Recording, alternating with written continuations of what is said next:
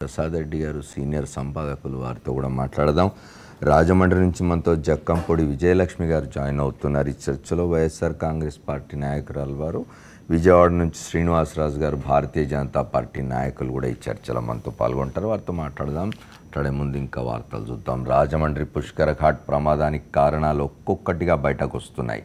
బారికేడ్ల పొడవు విషయంలో అమాత్యుల కక్కుర్తి కూడా విషాదానికి కారణమని వాదనలు వినిపిస్తున్నాయి. రాజమండ్రిలో పుష్కర ఘాట్లు ఉన్న రోడ్డు చాలా ఇరుకుగా ఉంటుంది. ఈ రోడ్డులో ప్రభుత్వం దాదాపు 106 కిలోమీటర్ల పొడవున బారికేడ్లు ఏర్పాటు చేయాలని అధికారులు మొదట ప్రణాళిక రచించారు. ఈ ప్రకారం పుష్కర ఘాట్లకు వెళ్ళు రహదారుల్లో నివాసముండే ఇళ్ల ముందు పెద్ద స్థాయిలో బారికేడ్లు ఏర్పాటు చేయాలని భావించారు. అయితే పుష్కరాల గడువు ముంచుకొచ్చే వరకు ఇతర పుష్కర సౌకర్యాల పనులు చేపట్టకుండా చివరి నిమిషంలో తమ ఇళ్ల ముందు బారికేడ్లు ఏర్పాటు చేయడమేంటని కొంతమంది స్థానిక ప్రజా ప్రతినిధులు అసంతృప్తి వ్యక్తం చేస్తున్నారు. ఈ వ్యవహారం ప్రభుత్వ పెద్దలకు చేరడంతో ఆఖరి నిమిషంలో బారికేడ్ల ఏర్పాటు ప్లాన్లలో మార్పులు జరిగినట్లు తెలుస్తోంది. కొంతమంది మంత్రులు రాజమండ్రిలో 106 కిలోమీటర్ల మేర బారికేడ్లు ఏర్పాటు చేయాల్సిన అవసరం లేదని, 60 కిలోమీటర్ల పొడవుతో నిర్మిస్తే సరిపోతుందంటూ సీఎం చంద్రబాబుకు చెప్పి ఆ మేరకే పనులు జరిగేలా చేశారని చెబుతున్నారు. ఫలితంగా బారికేడ్ల పొడవు తగ్గిపోయి భక్తులు తోసుకురావడానికి అవకాశం ఏర్పడిందనే వాదన బలంగా వినిపిస్తోంది. ఇప్పుడు ప్రమాదం జరిగిన పుష్కర ఘాట్ వద్ద నగర పాలక కార్యాలయం వరకు బారికేడ్లు నిర్మించాలని మొదట నిర్ణయించినప్పటికీ మంత్రుల ఒత్తిళ్లు, సీఎం ఆదేశాల మేరకు బారికేడ్లను ఘాట్ పరిసరాలకే పరిమితం చేసినట్లు సమాచారం. ఈ కారణంగానే రైల్వే స్టేషన్ సమీపంలో ఉన్న కోటగుమ్మం పుష్కర ఘాట్ గేట్ల వరకు భక్తుల తాకిడి విపరీతంగా పెరిగిపోయిందని, ఫలితంగా తోపులాట జరిగి పదుల సంఖ్యలో ప్రాణాలు గాలిలో కలిసిపోయారని చెబుతున్నారు.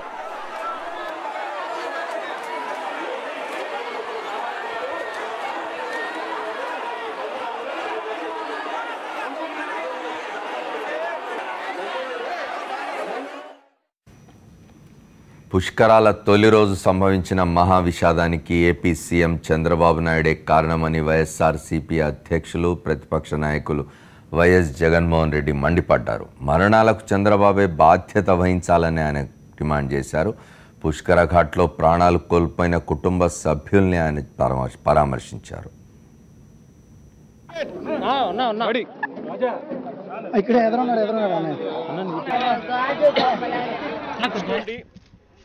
అక్కడ మీరు పూజలు చేసుకుంటే ఎవరికీ అంతరాయం ఉండదు. ఆ సరస్వతి ఘాట్లోకి వెళ్ళే ప్రతి ఒక్కరికి విఐపి పాస్ ఇచ్చి సామాన్యులు ఎవరు కూడా ఆ ఘాట్లోకి రాకుండా కేవలం విఐపీలకు మాత్రమే ఆ ఘాట్ పెట్టారు. అటువంటి విఐపి ఘాట్కే చంద్రబాబు నాయుడు గారు కూడా అక్కడే వెళ్ళి అక్కడే పూజలు చేసి అక్కడే గన చంద్రబాబు నాయుడు గారు స్నానాలు అయిపోయి చేసి అక్కడే పూజలు చేసి ఉండింటే ఈ సమస్య అసలు ఈరోజు వచ్చి ఉండేదే కాదు. కానీ చంద్రబాబు నాయుడు గారు ఏం చేశారు? పబ్లిసిటీ రావాలి, తాను ఏం చేసినా కూడా పబ్లిసిటీకి ఎక్కువ ప్రాధాన్యత ఇచ్చాడు. ఆ పబ్లిసిటీ కోసం తాను ఏం చేశాడు? పుష్కర ఘాట్ దగ్గరికి వెళ్ళాడు. సరస్వతి ఘాట్ విఐపి ఘాట్ అయితే ఆ విఐపి ఘాట్ దగ్గరికి తాను వెళ్ళి అక్కడే పూజలు చేసిందంటే తాను వెళ్ళి అక్కడే 2 గంటల సేపు 2.5 గంట సేపు అక్కడే తాను ఏ కార్యక్రమం చేసినా ఎవరికి ఎటువంటి సమస్య ఇబ్బంది ఉండేది కాదు. కానీ చంద్రబాబు నాయుడు గారు పుష్కర ఘాట్కి వెళ్ళారు.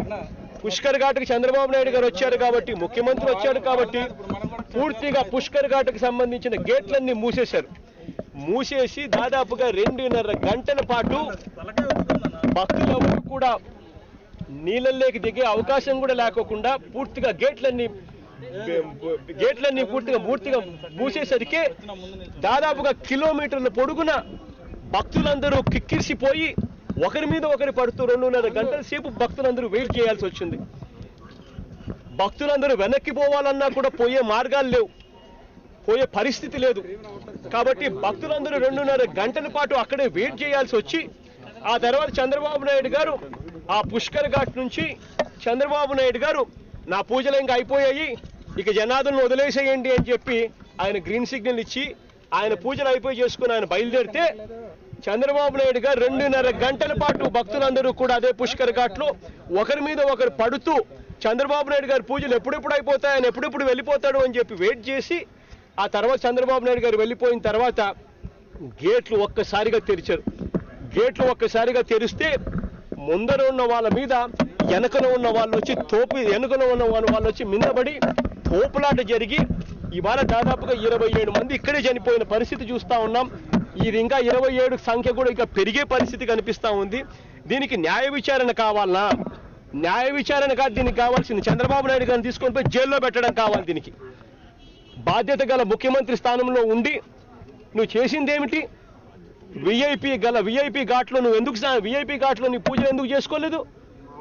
విఐపి ఘాట్లో నువ్వు ఎందుకు 2.5 గంట సేపు ఎందుకు అక్కడ ఎంతసేపు ఉన్నా కూడా ఎవడు అనేవాడు కాదు కదా. ఆ ఘాట్ వదిలిపెట్టి కేటాయింపులు చేసిన ఘాట్ వదిలిపెట్టి పబ్లిసిటీ కోసం వేరే ఘాట్కి వచ్చి ఆడ మనుషులందరినీ లైన్లో నిలబెట్టించి తోకులాడ కారణం అతను ఒకటేసారి గేట్లు ఎత్తించి 2.5 గంటల పాటు మనుషులందరూ ఒకరి మీద ఒకరు పడేటట్టుగా చేసి వెనక్కి కూడా పోయే పరిస్థితి లేకుండా చేసి తర్వాత ఒక్కసారిగా గేట్లు వదిలిపెట్టి ఆ మనుషులు చనిపోవడానికి కారణం చంద్రబాబు నాయుడు గారు కాదా? ఈరోజు ప్రభుత్వ ప్రముఖుడి ప్రచార దాహం 27 మందిని బలి తీసుకున్నదని చెప్పాలి. నిన్నటి పుష్కరాల సందర్భంగా, పుష్కరాలు ప్రారంభమైన సందర్భంగా ఆంధ్రప్రదేశ్లో జరిగిన విషాద సంఘటన. సర్కార్ పెద్దల పుణ్య స్నానాలు పాపం భక్తులను పొట్టన పెట్టుకున్నాయి. 27 మందిలో ప్రధానంగా 27 మందిలో 24 మంది మహిళలు కావడం మరింత బాధాకరం. మహిళలు పరిగెత్తలేరు, మహిళలు తమను తాము కాపాడుకోలేరు. అట్లాంటి పరిస్థితుల్లో వారు దిక్కుతోచని స్థితిలో మరణించడం అనేది చాలా విషాదం. వాటి గురించి మాట్లాడుకుందాం. మనతో ప్రసాద్ రెడ్డి గారు ఉన్నారు. ప్రసాద్ రెడ్డి గారు చెప్పండి, నిన్న జరిగిన సంఘటన 8 మాసాలుగా రివ్యూలు జరుగుతున్నాయి పుష్కరాలకు సంబంధించి. అసలు ఇది ఒక ప్రపంచంలోనే నా భూతో నా భవిష్యత్ అనే విధంగా అద్భుతంగా జరపబోతున్నాం అని చెప్పి ఎంతైతే ప్రచారం జరిపినారో అందులో 1% కూడా ఏర్పాట్ల మీద శ్రద్ధ చూపినట్టుగా లేదు. ఇవాళ డక్కన్ గానికలో మంచి వార్త రాసింది, నో ప్లాన్ ఫర్ క్రౌడ్స్ అని. ఎప్పుడైనా కూడా ప్రపంచంలో ఇట్లాంటివి చాలా జరుగుతుంటాయి. ఇట్లాంటి కాంగ్రిగేషన్స్, రిలీజియస్ కాంగ్రిగేషన్స్ చాలా జరుగుతుంటాయి. అట్లాంటి చోట్లలో ప్లానింగ్ క్రౌడ్స్ వచ్చినప్పుడు, అంటే బాగా జనం వచ్చినప్పుడు వాళ్ళని ఎట్లా కంట్రోల్ చేయాలి, వాళ్ళని ఎట్లా ఆర్డర్లో పెట్టాలి, ఎట్లా జాగ్రత్తగా పంపించాలి అనే దాని మీద అసలు ప్లాన్ లేదు. స్టాంపేడ్ జరిగితే, తొక్కిసలాట జరిగితే ఎట్లా, వీటి గురించి మాట్లాడుకుందాం. 8 మాసాలుగా రాజమండ్రిలో, హైదరాబాద్ సెక్రటేరియట్లో అనేకమైన సమీక్షలు జరిగినాయి. ప్రపంచవ్యాప్తంగా ఎక్కడ స్టాంపేడ్ కానీ జన తొక్కిడి జరిగినా అది మ్యాన్మేడ్ అండి. అది ప్రభుత్వ వైఫల్యమే. ఇంకా దానికి ఇంకొక కారణం ఏం లేదండి. ఖచ్చితంగా మనుషులు సృష్టించిన విషాదం అది. ఇక్కడ తెలుగుదేశం ప్రభుత్వం సృష్టించిన విషాదం. గత కొద్ది నెలలుగా ఆ ప్రాంతంలో నేను కూడా చూసొచ్చాను. అక్కడ పనులు చాలా అరకొరగా మొదలై చాలా నెమ్మదిగా జరిగి సడన్గా స్పీడ్ అందుకుని టకటక పూర్తి చేస్తారు. ఇంతకుముందు గతంలో 20 కోట్లకి 25 కోట్లకి మొత్తం సమైక్య రాష్ట్రంలో, ఉమ్మడి రాష్ట్రంలో పుష్కరాలు జరిగినాయి, ప్రశాంతంగా జరిగినాయి, విషాదాలు లేకుండా జరిగినాయి. ఇప్పుడు 1600 కోట్లు ఇక్కడ, 600 కోట్లు ఇక్కడ ఖర్చు పెట్టారు. ఖర్చు పెట్టినా ప్రశాంతంగా జరగలేదు, విషాదం జరిగింది. అలాగే మీకు ప్రతి రివ్యూ మీటింగ్లో చంద్రబాబు నాయుడు గారు ప్రతి మీటింగ్లోనూ ఆయన మాట్లాడేవాడు. ఆ రివ్యూ మీటింగ్లు ఏంటో 3 గంటలు 4 గంటలు రివ్యూ. క్యాబినెట్ మీటింగ్ పెడితే 13 గంటలు 14 గంటలు. అది ఒక రకమైన మానసిక స్థితిలోకి వెళ్ళిపోయినట్టుంది ఆయన. అది చాలా దురదృష్టకరము. ఇట్లా రివ్యూ మీటింగ్లో ప్రతి మీటింగ్లో ఆయన ఒక మాట చెప్పేవాడండి, ఇది జాతర, ఈ జాతర కాబట్టి మీరు బ్యారికేడ్లు కట్టేసేసి పెట్టేసేసి ప్రజలు ఒకరితో ఒకరు కలవకుండా చేయకండి అంటే, నేను అనుకోవడం అందువల్లనే వీళ్ళు ఆ బ్యారికేడ్స్ కట్టడంలోనూ కొంత ఇది చేయటము, క్రౌడ్ మేనేజ్మెంట్కి దృష్టి పెట్టకపోవడం అనేది అధికార యంత్రాంగం చేసింది అనేది నేను ఖచ్చితంగా నమ్ముతున్నానండి. బ్యారికేడ్స్ పెట్టడం వల్ల ఏంటంటే ఒక క్రమ పద్ధతి ఉంటుంది. అలాగే ఒక్కసారి జనాన్ని వదిలిపెట్టినప్పుడు అక్కడ పంపించేవాడు, లోపల పంపించేవాడు, బయటకు వచ్చేవాళ్ళు, వెళ్ళేవాళ్ళకి ఒక దారి, వచ్చేవాళ్ళకి ఒక దారి ఉండాలి. అది చాలా మినిమం కామన్ సెన్స్. పల్లెటూళ్ళలో సర్పంచ్ని జాతర ఆర్గనైజ్ చేయమంటే అతను కూడా ఆర్గనైజ్ చేస్తారు. ఇది ఇంత యంత్రాంగం ఏం ఆలోచన చేస్తుందండి అంటే, 1954లో మనకి మహాకుంభ మేళ జరిగింది. అప్పుడు 500 నుంచి 800 మంది చచ్చిపోయారండి. అప్పటి నుంచి ఇప్పటి వరకు మన అధికార యంత్రాంగాన్ని కానీ ప్రభుత్వాలు కానీ ఏమి నేర్చుకోలేదనిపిస్తుంది. అసలు ఈ దైవ ప్రాంతాల్లోనూ పవిత్ర స్థలాల్లోనూ స్టాంపేడ్ జరిగేది ఇండియాకు ఒక అది అలవాటుగా మారిపోయిందండి. మనకి 1954 తర్వాత అనేక సంవత్సరాలు జరిగినాయి. మనము లాస్ట్ కృష్ణా పుష్కరాల్లో కూడా 5గురు చచ్చిపోయారు. 5గురు చచ్చిపోవడం కూడా ఇలాంటిదే సందర్భం. ఖచ్చితంగా జనం ఒకేసారి అంటే పుష్కర ప్రారంభం కాగానే వెళ్ళిపోయారు, జనం వెళ్ళిపోయి తొక్కిసలట్టు తెచ్చిపోయారు. కానీ ఇక్కడ దాంట్లో కూడా ఇది కూడా మనం నేర్చుకోలేదు అంటే మనం ఏమనుకోవాలి? ఇక్కడ ఇది అవాయిడ్ చేయగలిగిందండి. నిజానికి విఐపీలు అంటే ముఖ్యమంత్రి కానీ మంత్రులు కానీ ఇతరులు కానీ వస్తే ప్రత్యేకంగా స్నానాలు చేయడం కోసం అని చెప్పి సరస్వతి ఘాట్ ఉంది. ముఖ్యమంత్రి గారు సరస్వతి ఘాట్ కాకుండా సామాన్య ప్రజలు వెళ్ళే పుష్కర ఘాట్ని ఎంచుకున్నారు. ఎందుకంటే ఆయన జనం మధ్యలోకి వెళ్ళినట్టుగా ఒక లఘు ప్రచార చిత్రం తీయడం కోసం అని చెప్తున్నారు. ఆయన ప్రచారం కోసం అని చెప్పి ఇంతమంది బలి కావడం, మహిళలు బలి కావడం. అమర్ గారు, మీకు నాకు బాగా తెలుసు, మొట్టమొదటి నుంచి ప్రచారం మీద ఆధారపడి జీవిస్తున్న మనిషి. గంగా హారతి నరేంద్ర మోడీ ఇచ్చారు, అది ఇంటర్నేషనల్ మీడియాలో బాగా ప్రచారం వచ్చింది. నాకెందుకు ప్రచారం రాకూడదని నేను అదే రెప్లికా చేసి ఇక్కడ చేశారు. గోదావరి హారతి చేశారు. గోదావరి నది కాలుష్యాన్ని నివారించడానికి 1600 కోట్లు ఇప్పుడు ఖర్చు పెట్టిన 1600 కోట్లు ఖర్చు పెడితే మంచి పవిత్రమైన జలాలు ఎక్కడికక్కడ స్నానం చేసే ఏర్పాటు ఉంటుందండి. మనకి మురికి నీళ్ళల్లో ప్రజల్ని చేసి ఒక ఫ్రెంజీ క్రియేట్ చేస్తున్నారు. మొత్తం ప్రచార సాధనాలు, పాలనా యంత్రాంగము, వ్యాపారులు ఒక ఫ్రెంజీ క్రియేట్ చేసి జనంలో రాజమండ్రి రావాలి, గోదావరిలోనే మునగాలి, పలానా టైంలోనే మునగాలి. అయితే వాట్ ఈస్ దిస్?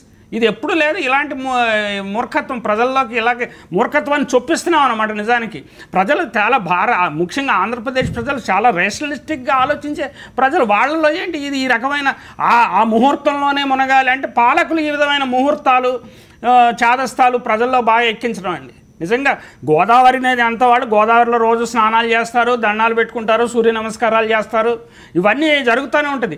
ఆ క్షణంలోనే మునగాలి గోదావరిలో అంటే గోదావరిలో ఎక్కడ మునిగినా ఎప్పుడు మునిగినా పుణ్యం వస్తుంది.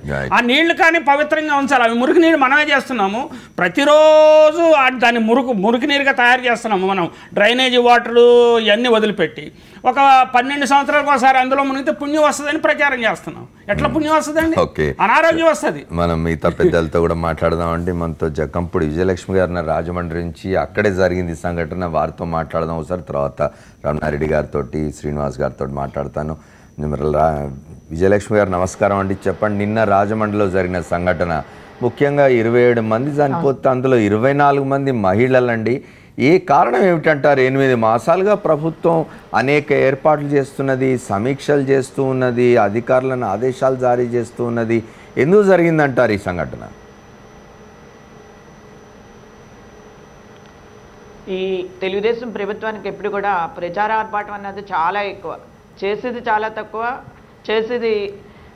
చేసుకోవడానికి మాత్రం ప్రచారం మాత్రం చాలా ఎక్కువగా చేస్తారు. ఇక్కడ ఉన్నటువంటి అధికారులు కానీ రాజకీయ ప్రజాప్రతినిధుల మధ్య కానీ ఒక సమన్వయం అంటూ లేకుండా జరిగింది కార్యక్రమం అంతా కూడా. రెండోది, సీఎం గారు రావటం, సమీక్షలు పెట్టడం, సుమారు 8 నెలల నుంచి ఏ ఆఫీసులోనూ ఒక ఆఫీసర్ కానీ ఏదైనా ఒక పని మీద ఎవరైనా వెళ్తే వాళ్ళు దొరికేటటువంటి పరిస్థితి మాత్రం లేదు. చాలా రకాలైనటువంటి ఇబ్బందులు ఇక్కడ ప్రజలు పడ్డారు. ఒకవైపున రోడ్లు తవ్వేశారు, ఒకవైపునేమో పూర్తి స్థాయిలో అక్కడ ఈ ఘాట్ల నిర్మాణం సరైనటువంటి విధానంలో సాగలేదు, అరకొరతోటి సాగుతున్నాయి, చాలా ప్రమాదం వస్తుంది అని చెప్పినా కూడా పట్టించుకోలేదు.